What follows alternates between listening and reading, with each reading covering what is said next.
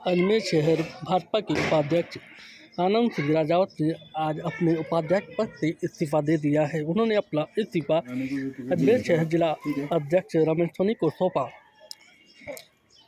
Party से नाराज चल रहे उपाध्यक्ष आनंद सिंह राजावत ने आज इस्तीफा सौंपा है। उन्होंने कहा कि मैं बार बार एक ही चेहरे को चुनाव में उतारने से कई दिनों से पार्टी से नाराज थे और इसी के चलते उन्होंने आज अपना उपाध्यक्ष पद से इस्तीफा दे दिया है। आज मैंने भारतीय जनता पार्टी के उपाध्यक्ष पद से इस्तीफा दे दिया है। पिछले जब से ये टिकट वितरण हुआ है उसके बाद से ही सारे कार्यकर्ताओं की पीड़ा, मुझे सैकड़ों कार्यकर्ताओं ने आके अपनी व्यथा बताई।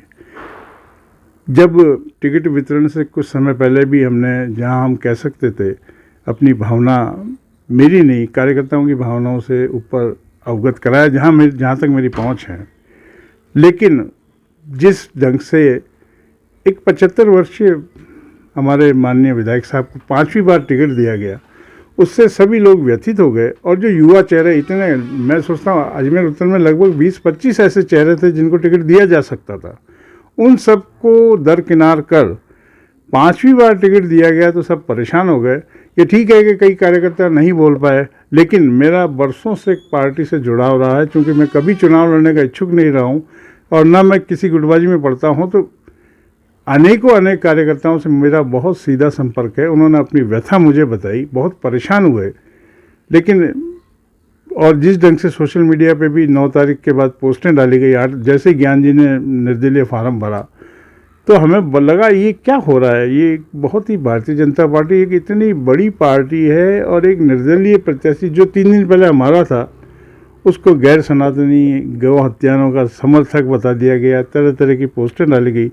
तो परेशान होकर मैं ज्ञान जी को भी संबल देने गया, उनका मनोबल बढ़ाने गया।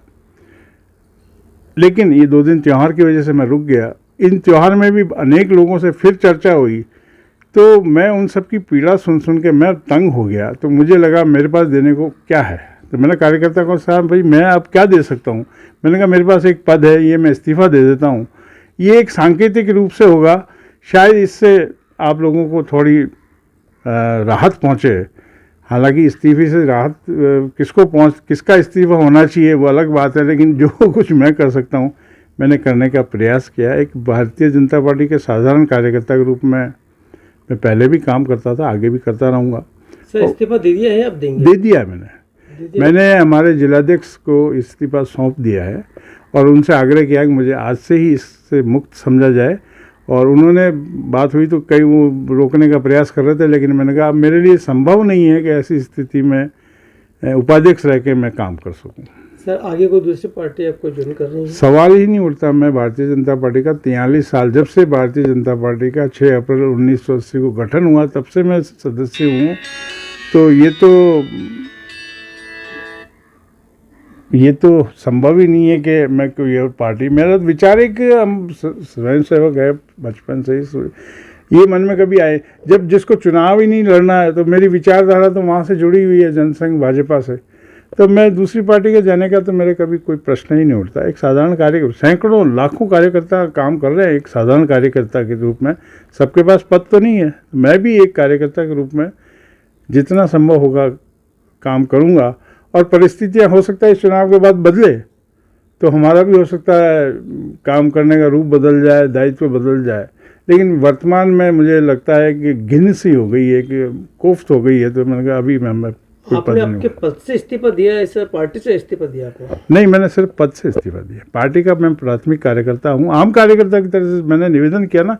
मैं सन 1980 जब से पार्टी बनी, जब से ही जुड़ा हुआ हूँ, तो पार्टी छोड़ के मैं कहाँ जाऊँगा। पार्टी छोड़ के तो वो जाता है जिसको कोई चुनाव लड़ना, मुझे जब कोई चुनाव ही नहीं लड़ना तो छोड़ के करूँगा क्या। और विचारधारा से तो मेरी विचारधारा पार्टी की तो ये रहेगी। कुछ नेता आते हैं जाते हैं, पार्टी की विचारधारा तो नहीं बदल रही है। आज हम मोदी जी के साथ हैं, रहेंगे, उसमें कोई दिक्कत नहीं है। ठीक है।